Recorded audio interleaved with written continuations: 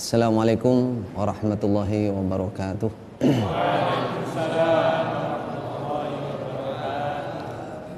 Bismillahirrahmanirrahim. Alhamdulillahi wahdahu la syarika lah. Wa sallallahu ala nabiyyina Muhammad ibn Abdullah wa ala alihi wa ashabihi wa mawalah. Alhamdulillah, sangat bersyukur dan berbahagia pada kesempatan yang baik ini saya dapat menghadiri majelis ini kembali. Semoga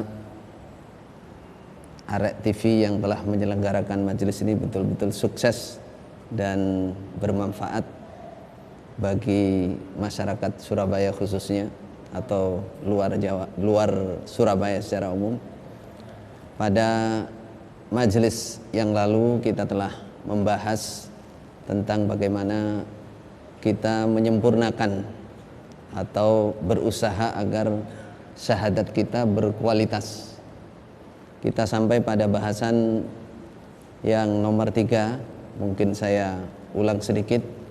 Anda bisa menyimak lembaran dalil-dalil nasiyah dari Al-Quran maupun Sunnah, supaya kita tidak keluar dari bahasan itu.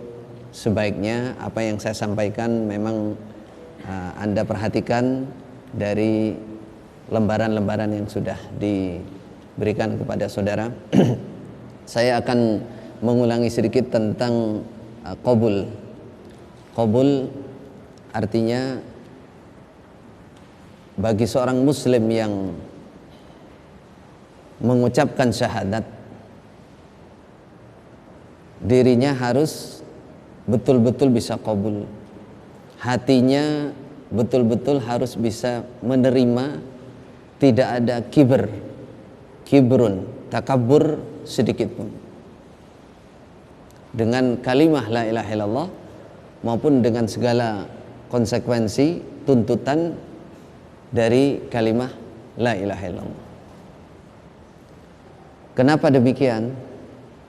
Karena salah satu faktor yang menyebabkan kufrun inad.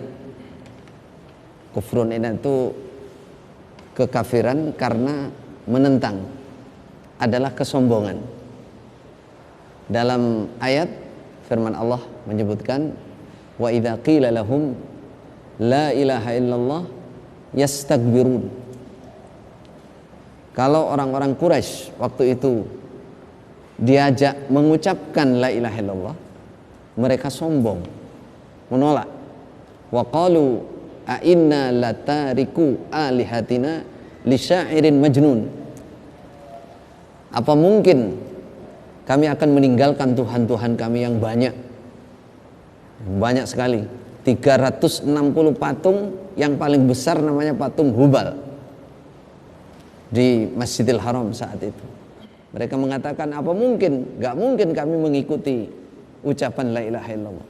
Sombong. Masa Tuhan satu bisa mengalahkan Tuhan yang banyak, maksud mereka.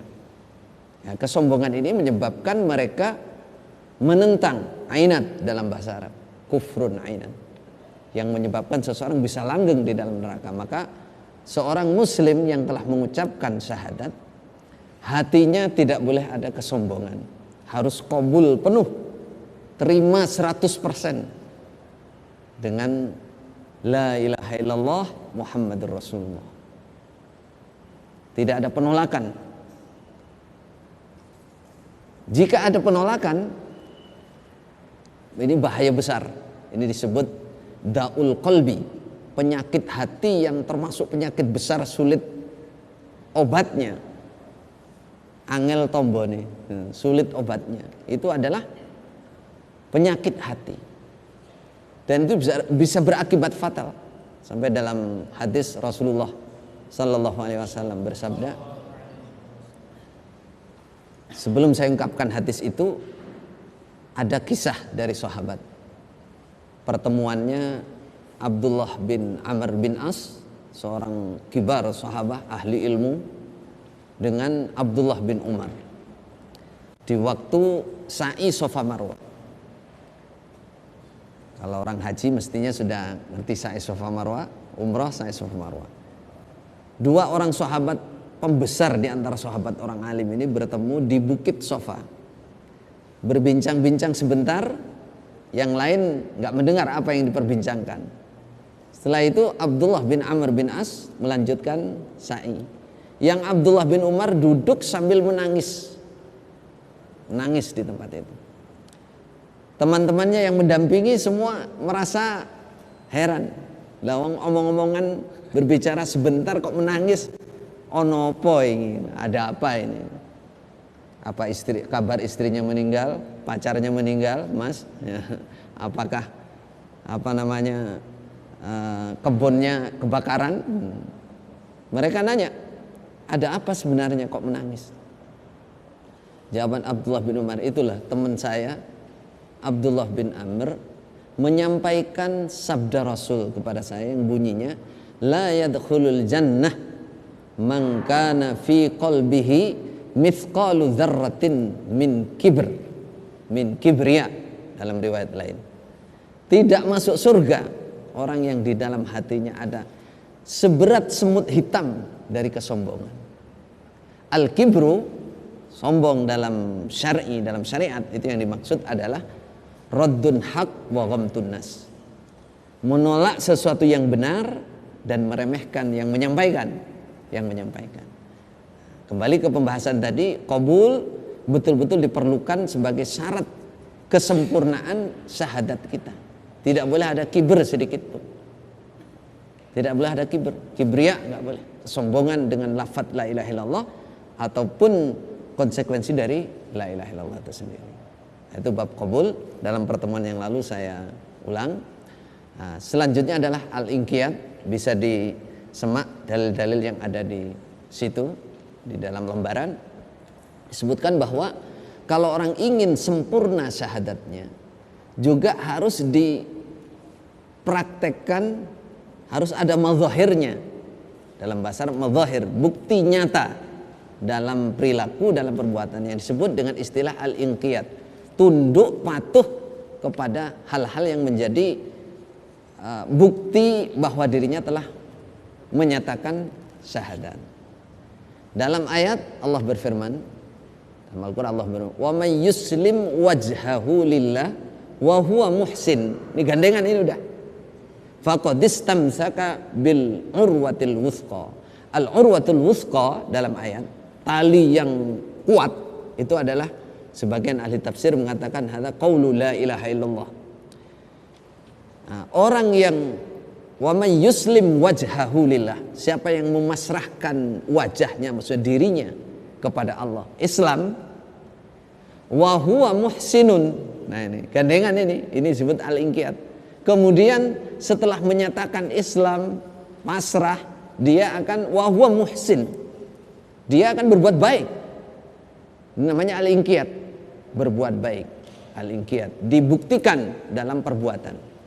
Ketika Nabi Sulaiman, bapaknya Nabi Sulaiman siapa?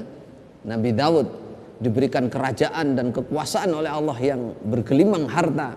Bahkan sebagian riwayat istrinya sampai berapa itu? Kalau Nabi Sulaiman, Nabi Daud itu 100, ada riwayat lagi 1000. Dari keberhasilan itu Allah mengingatkan, i'malu ala Dawud syukra wa qalilun min ibadiyas syakur. Wahai keluarga Daud, beramallah kamu. Syukron sebagai bukti bahwa kamu bersyukur. Ucapan syahadat la ilaha illallah harus diikuti dengan inqiyad, taat sepenuhnya, tunduk patuh kepada aturan-aturan yang sudah ada di dalam kalimat la ilaha illallah. Kalau dalam ayat lain selalu digandeng innalladzina amanu wa amilus solihat wa aqamus shalah, belakangnya lahum jannatun lahum khairun inda rabbihim. Ada dalil lain wa tilkal jannatul lati uristumuha bima kuntum ta'malun. Dalam riwayat berikutnya Rasulullah sallallahu alaihi wasallam bersabda, innamal mu'min kal jamalil anif haitsu maqida inqada. Orang iman iman itu ya mesti harus dipraktekkan, diwujudkan dengan pernyataan, bukan dari dalam hati. Pernyataan itu syahadat itu. Haitsu makida inqada. Orang iman itu gambarannya seperti unta, seperti unta.